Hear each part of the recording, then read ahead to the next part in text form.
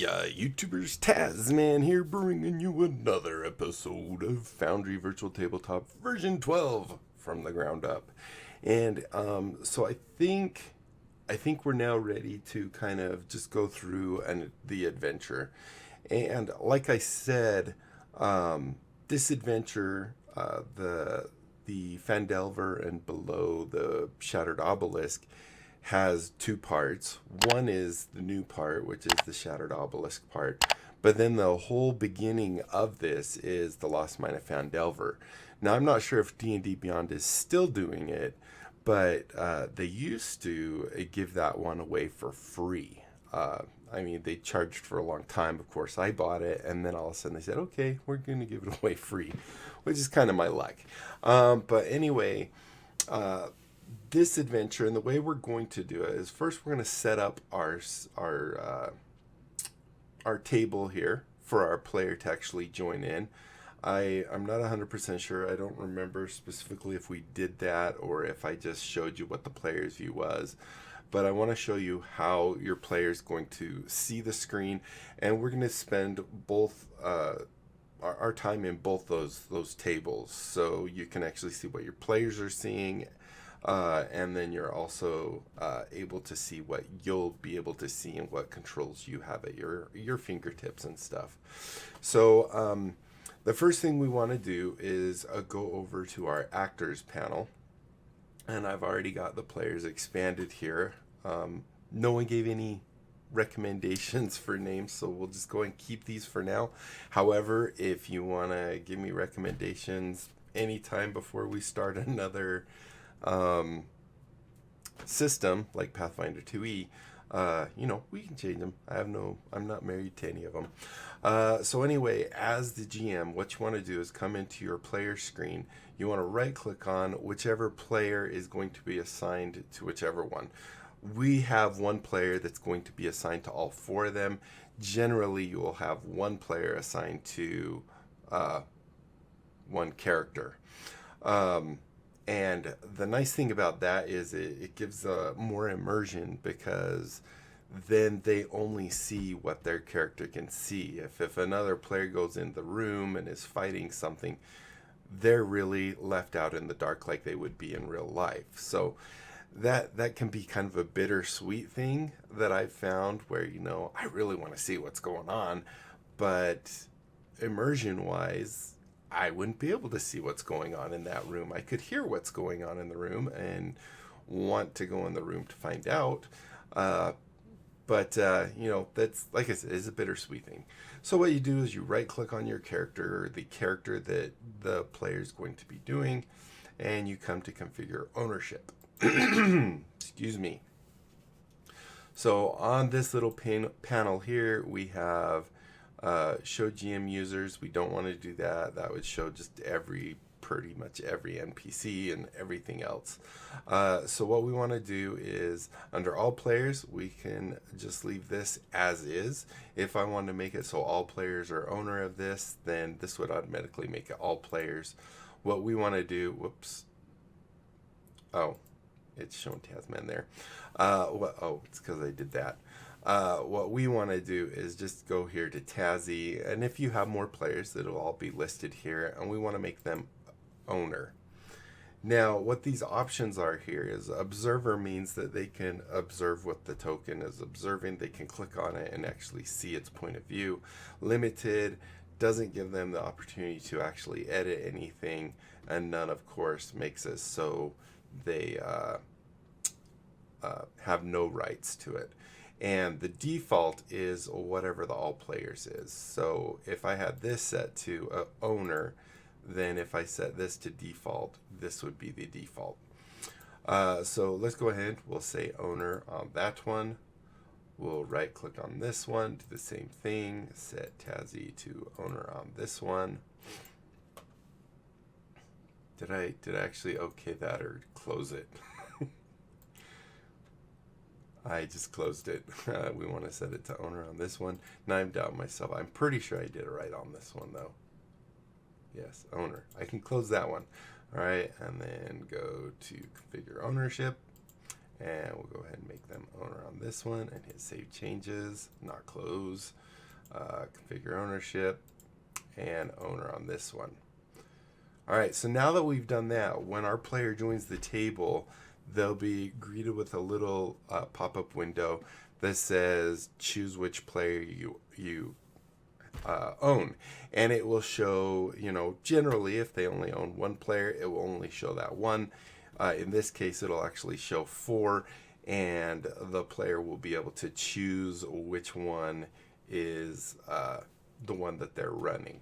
So let's go ahead, switch over to our player screen. We'll go and log in.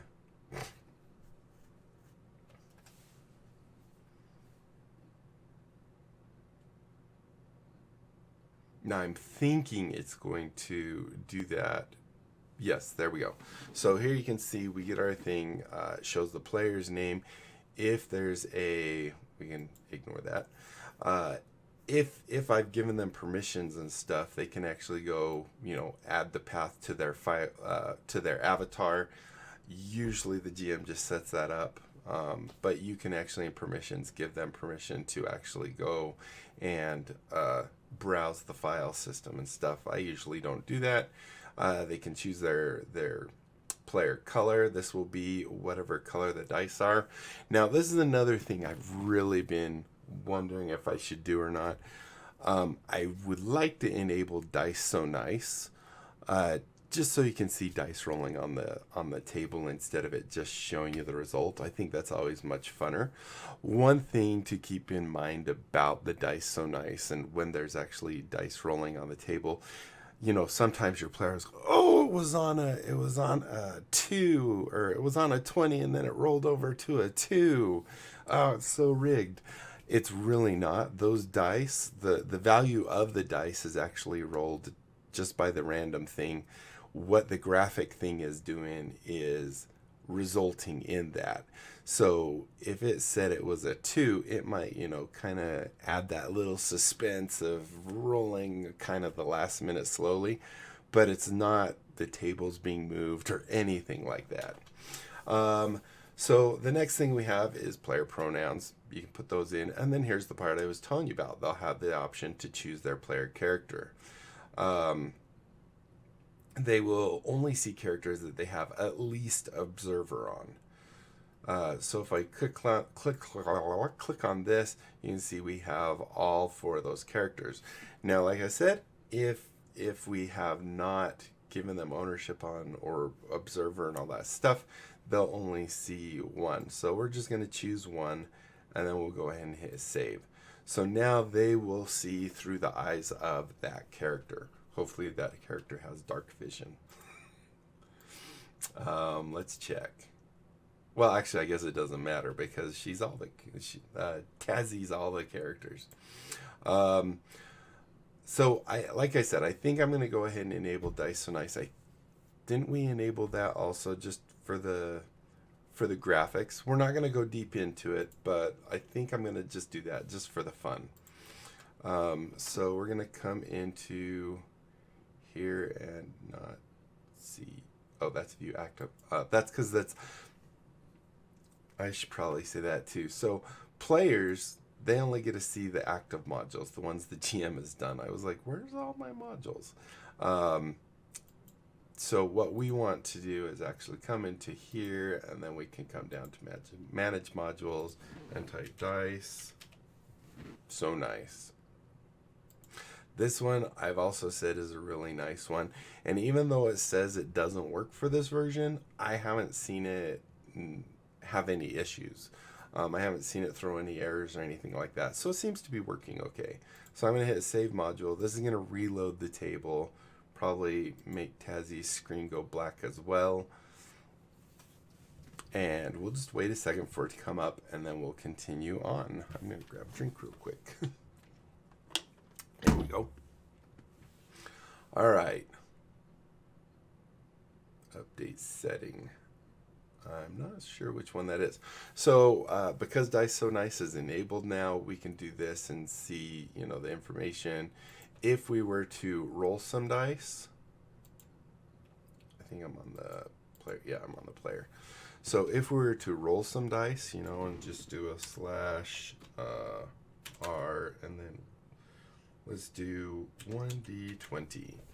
You'll see that we now get a nice little fancy die on the screen, and it shows the value. But like I said, whatever it rolls in the background is what the actual dice is going to match up to. It's not going to roll the dice, and whatever the dice lands on, then it will actually output that value. Okay. Excuse me. Alright, so we'll go ahead and close this one as well. Actually, we'll just close everything there. Alright, so the way this adventure starts, and as the GM, we can go into our Phandelver and below getting started, and it kind of gives the GM the creative freedom to have your characters meet each other any way you want. You know, it could be through they're in a caravan, they could be you know, out in the wilderness and slowly encounter each other and decide to group up, and it could be they go into a town, find a job board, something like that. And that's kind of how the Phandelver and below, or the Lost Mine of Phandelver, I'm just going to call it that for now, starts out. So if we come in here and we look at Foundry the advice, under, actually, is this the one I wanted? Actually, I think it's the Welcome to Phandalin. I don't know, let's just go look at these things just so you get an idea of what it is. So one thing it's going to do is kind of help you as a GM learn how you actually go about, you know, being a GM. And, you know, it talks about all the different things that Foundry can do, especially in areas like this. And, you know, with art, you can click the show players. You can, you know, do configure ownership, all that fun stuff. I'm looking specifically for a part that I pulled up on D&D Beyond just so I could have it there, and it's larger for me. But it gives you all these basic things. You know, here's the party sheet. Here's how you set up the party. We've already done that. We've dragged all our actors there using the party sheet, which we're going to be going over. We have checks and saves.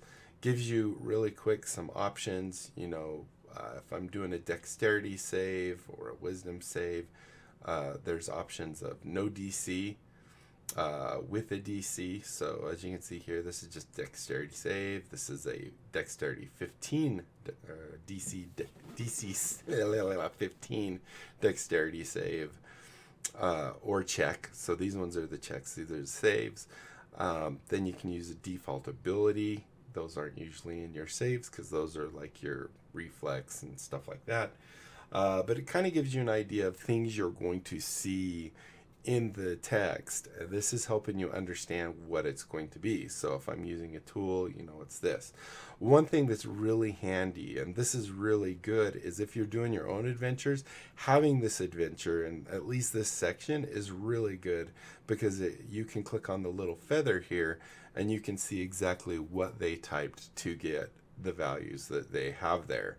And so you can actually create them, recreate them yourself, saying, okay, I want to do, you know, a long format, check acrobatics, I set ability equals strength, DC equals 15, format, I want it to be long. And then if we go to the save, oh, I don't have to hit save, we can actually see what that's going to look like on our screen. And then when we want to have our players do that, we have one option here is hitting the dice, which will, I have to have a guy selected, but that would roll it for that person. Usually as a GM, you don't want to do that. If you click on the request a roll, you'll see it pops it in here saying Tasman is requesting a DC 15. Go over to the player screen, you'll see that they're not seeing the actual value that they have to roll. So this is good. However, this is going to be whichever character. It's not going to do it right now because I don't have any characters selected. But if I have multiple characters that I control, such as this, in fact, let's just go do that real quick. Do this. we'll go ahead and just throw our players out on the screen real quick. I'm going to double click that to shrink it. Come here. We'll go ahead and just dupe on our giants. They're like Godzilla. So now that we have actual players out on the screen, now, for example, if one player is doing it, or any player can click on this, if they have us selected, you'll see if I click on that, if I have any situational bonuses that the GM's giving me or whatever, I can put them in here. And then, of course, if it's advantage, normal, disadvantage, I do that. So they're going to go ahead and roll, and you'll see it will automatically know that this is Kirla that's doing it. It's a 1d20 plus 1 because that's their strength. However, we take our cleric or our fighter and do the same thing, you'll see that it's automatically doing that. So anytime you want to have that pushed out to them, you can actually do it here. Now, there's modules that give you more flexibility and less typing. You just kind of click different options and then hit send, and boom, it goes. So here you can see there's their rolls, here's their modifier, and here's the total. So I'm going to go ahead and clear those guys off real quick. And we'll go ahead and also clear the chat, and then we'll talk a little bit more. So as you can see here, they actually rolled a nat 1, which is why it turned red. No, they didn't. No, they failed. Sorry. Not a nat 1. The number actually in this case. So this is just showing them, giving them a visual right away whether they passed or failed. For us as the GM. As them, they don't know. This way you can have everyone roll, and you know, if you don't want them to know what the DC was, then you can do that. If you want to have it be a hidden roll, you can also do that. Simply, I guess I could have said how to do that, but now I don't have a guy on the screen. But what you can do is up here where it says public roll, you could change it to blind GM roll, and this is going to say can't do it. Oh, actually it's going to do it because I guess the last one I had selected was that one. So here you can see they don't know what they rolled, but it still is that check. If we go in here, you can see, yep. So that's really good for like things that you want to stop metagaming. How well they're stealthing, if they stealth out. Perceiving, if they're doing a perception check. You don't want them to see that they failed a perception check, because then instantly the next person's going to go, oh, I'm going to do it too. You know, they might do that anyway, but this way they don't know specifically if they passed or failed that check. All right, so moving on. Awards. This is for awarding currency and loot and stuff like that. We'll be going over that later. And then here's a little thing for your GM is to look at these things. So as you can see, it always recommends hiding the tokens in the scene before you bring the people to it. It says here, you know, that vision is disabled. So when you click on, as a dungeon master, you click on them, you don't see their vision. There is a macro apparently that this comes with that lets you configure, enable, disable their vision. These are little icons and stuff so you can know what they do. These are like when you right click on a scene, you get kind of the view the scene, activate the scene, things like that. Let's see. So let's go to the next part of this, which was the Welcome to Phandalin. I think this is the one I wanted. Yes, because I think this is going to have the adventure hooks. So this, once again, this is going to go through and give you the information of Phandalin. What, you know, here's the backstory of Phandalin. If you are reading anything and you want to show your players, what you can do is click on, say, the image here, and there's a little show players button. So I can click on that. And now if I go look at my player screen, you'll see that they now have the picture there, and they can, you know, size it, scroll up and down if they can't see the whole thing to get an idea of what you're doing. So you can do this with anything as well. So for example, if I have an NPC, I don't want to close that just yet, but let's say I want to, let's go into chapter 1 and say this giant poisonous snake. I want to show them that, I can click on it. If I click on its picture right here, I get this, and I can, it's got a funny face. I can click on show players, and now the players will get more of an idea of how goofy the snake looks. So if I click on here, you can see that they can actually see the snake now. One other thing I would like to point out is you'll notice on the player's screen, they're not seeing all those little notes. Those are private to the GM. Those are things GM can click, especially when we have rooms and stuff where they have the notes to describe what's going on. Players don't get to see any of that. All right, so now we've done that, let's continue. So this is telling the kind of a backstory for you. This is telling you how to run the book. The Lost Mines of Phandelver, talking about that's the first half of this book. It gives you a summary of each of the chapters, and then you get to the obelisk chapters, and you can do look at those summaries. Then it helps you know how to run the adventure using the maps, interior maps, all that fun stuff. And then character creation. It's gives you more backgrounds than the SRD does. And finally, we have the adventure hook. So as you can see here, this is giving you, is it 3 ideas? Yeah, 3 ideas for the adventure. Now, the one that they recommend in Lost Mines of Phandelver is actually this one right here. These two are not actually in the Lost Mine of Phandelver, but we're going to kind of look at each of these. And the one when I first ran this, obviously because it didn't have the other two, I did the one with Gundren Rockseeker, which is the elf over here. Once again, click on the picture, show players. You can, say this is, it just helps them understand who they're talking to and stuff. So,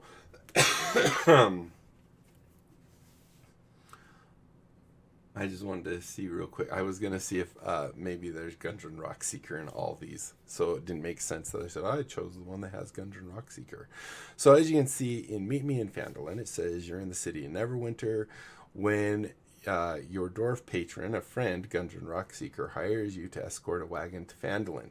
Gundren has gone ahead with a warrior, Sildar Hallwinter, to attend business in the town while you follow with the supplies. You'll be paid 10 gold each by the owner of Barthen's Provision in Phandalin when you deliver the wagon safely to the trading post. So the way I ran this is I kind of used it as an opportunity because the players I was running it for, and actually I did this on a New Year's Eve, and was streaming it. It was my friend Wiley Guy and his kids and my kids. And anyway, when I was running it, I used it because none of them were really familiar with D&D. I ran it kind of, I'm sad to say, kind of where they met up in the tavern. I had them kind of role play a little bit at the tavern, getting food and things like that. Going to different shops, introducing their players to each other, trying to get them more in the understand how role-playing works, that anything you can imagine is kind of what you can do as long as, you pass a check. So I had them that they were in the tavern, they were, talking with each other,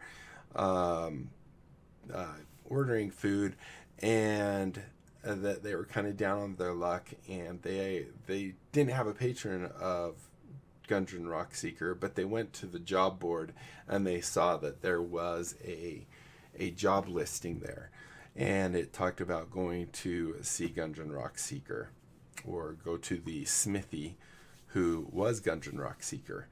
And I had them where they met him. He was kind of acting a little bit suspicious, and if you've ever played this, you'll know why. But he was talking about, how he was going to head out to Phandalin the day before, and you guys were going to go ahead and escort this wagon of mining supplies and such to Phandalin. And I kind of wanted to instill a sense that he wasn't telling everything. Like, he was kind of eyeing Sildar various times while he's talking, and he seemed just a little shifty. He was overprotective of a map case. I did also mention, that he put this map case carefully on his horse. The horse had like a little banner over its hindquarters. They had an R for, the smithy, for his little smith shop. I don't even remember what I called it, but it had a name. And then I had them, kind of retire, do what they wanted in town, go visit who they wanted. And then they retired as Gundren and Sildar took off. And then the next day they went to the smithy. The people that were there helped them, get everything together, gave them the instructions, and sent them on their way. So then basically you have, let's go ahead and I think we can close this at this point. So basically that means you kind of have an adventure. This is also a great time if you have a different way of setting up your adventure, that they travel to about around here, and this is where their first actual combat's going to take place, which is the Goblin Ambush, I believe is what it's called. So, this is also a great time for them to introduce their characters, talk about, whatever parts of their backstory they want to share or anything like that. It's always a great time for that. If no one's, sharing that stuff, this is also a great time to, have maybe events happen. It doesn't have to always be combat. It could be, that they hit a rock too hard and the wheel has an issue that they have to fix. Don't make it so it totally stops the caravan, but that it slows them down or gives them something maybe where they can use some of their checks and stuff like that using tools like a smithing kit or leatherworking tools. I don't know, whatever, but give them the opportunity to kind of get immersed into the story. And then finally, when they get here, this is where we're actually kind of going to start this. We're at 27 minutes. We might have to start in the next one, which is the goblins. I know it's the goblin. It's the ambush, but I think it's called Goblin Arrow or something like that. Let's go look real quick. So, here's our arts handout. So this is just a quick rundown of all of them. Goblin fighting, all kinds of little handouts. But chapter 1 right here is this, Goblin Ambush. So this is where I think we'll begin in the next episode. Is we'll actually start where our players are coming up. These two horsies are actually dead. They don't look very dead, but they're dead. And basically, what's going to happen is your players get to the beginning of this map, and they see a couple dead horses. They don't know what horses they are until they get closer, but the wagon stops back here.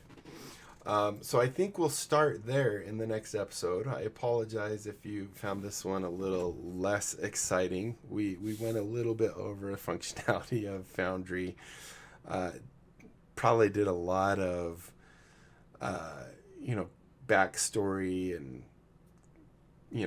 adventure hooks, probably more than a lot of you might have wanted, but maybe there are some of you out there that actually found that useful too, on ways to get your D&D session going, or your RPG, I guess, session going, because it works the same in all RPGs. Having a good adventure hook is definitely going to capture the interest and make your players more vested in your game, especially the more you make it about them. All right. Well, anyway, I've rambled on way too long. We're at 30 minutes ish. So I'm going to end it here. Thank you guys so much for watching. Hopefully you enjoyed. If you did, be sure to leave a thumbs up down below. Aside from that, comment, like, and subscribe. Click that little notification bell. Join my Discord. Tell other people my channel.